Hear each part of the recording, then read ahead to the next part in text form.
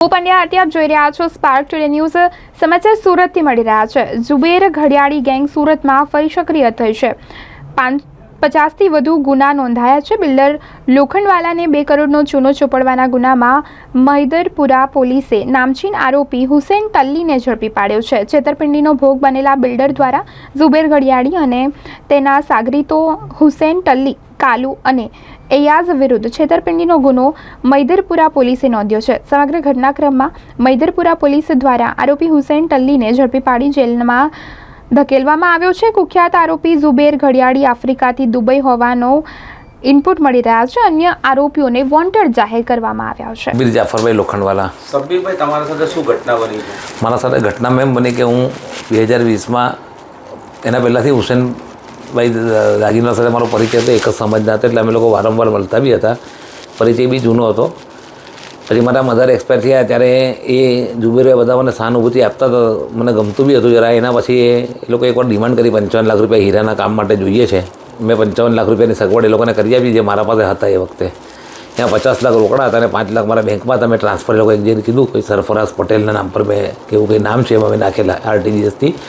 એના પછી પૈસા પણ ટાઈમ આવ્યો ત્યારે એમ કે માલ કસ્ટમર પકડાયો છે। મેં વાત માની લીધી કદાચ હોઈ શકે આ ધંધામાં એવું બને છે તો પછી મેં 35 લાખની બીજી સગવડ એ લોકોને કરી આપી। 90 લાખ આપ્યા પછી એ લોકોએ કે હવે હજી માલ છૂટતો નથી ને બહુ પ્રોબ્લેમ થઈ ગઈ છે, તમે અમારો પ્લોટ લઈ લો જે લાલગેટ પોલીસ સ્ટેશનની હદમાં છે। તો હું એ પ્લોટ જોયો, મને ગમી ગયો। હું સુરતનો લોકલ બિલ્ડર છું, નાનો બિલ્ડર છું, કે મોટો નથી પણ લોકલ કામ કરું છું, નાના નાના 2-2 કરોડના પ્લોટ લઈને બિલ્ડિંગ બનાવવાના। મેં કીધું મને ચાલશે આ જગ્યા। મેં મારા આર્કિટેક્ટને બી જગ્યા બતાવી। હું એમના સાથે હૈદરભાઈ વકીલ જેમના સાથે ડોક્યુમેન્ટ એમના બનતા હતા એના બી મને અયાજને કાલુ લઈ ગયા। એ કીધું કે હા 40 લાખ રૂપિયા વ્હાઇટને આપવાના છે, બાકી સ્ટેમ્પ બી લેવાઈ ગયા છે, અસાનદારો બી પાસ છે।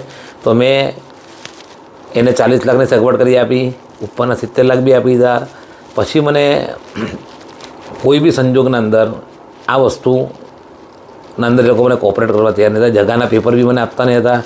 પછી દર વખતે કંઈક ને કંઈક નવી વાતો લાવી અને મારા પપ્પાએ જગા રાખી લીધી છે મારી છોકરીની શાદી માટે એમ કરીને મને છેલ્લા સુધી રમાડિયા જ કર્યો આ જગા આપવા નહીં ને। હુસેનભાઈને બી મેં ઘણા પૈસા આપી ચૂકેલો છું। પછી 2 લાખ રૂપિયા બી મેં એને આપ્યા અને ઘડી ઘડી એમને પૈસા જોઈતા તો હું મને આપતો તો બી।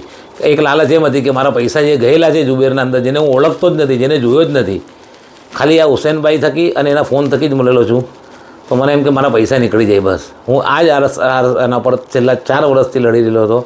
હવે જ્યારે મને એકદમ થયું કે હવે આ લોકોને પૈસા આપવાની કોઈ નિયત જ નથી, તે વખતે પછી મેં એ લોકોએ મારા પાસે 35 લાખ રૂપિયા બીજા બી લીધેલા છે। પણ એ પછી મેં એકદમ કંટાળીને કમિશનરશ્રી પાસે ગયો। કમિશનરશ્રીએ મને ને મારી વાઈફ અમે 2 જણ ગયેલા સવારે, બહુ શાંતિથી સાંભળ્યા। એના પછી અમારી ફરિયાદ બી કમિશનરશ્રીએ મહિદરપુરામાં ટ્રાન્સફર કરીને મહિદરપુરા પોલીસે કામગીરી કરીને એને ઝડપી બી પાડેલો છે। હજી કાલુને અયાજ વોન્ટેડ છે, જેને હું પૈસા રોકડા કાલુને અયાજ લેવા આવતા હતા એ કાલુને અયાજ વોન્ટેડ છે। એ 2 જણા મળે તો ખબર પડે કે એ લોકો પૈસા લઈ જઈને કોને આપેલા છે સુરતમાં। પૈસા બધા મેં કાલુને અયાજના હાથમાં આપતો હતો।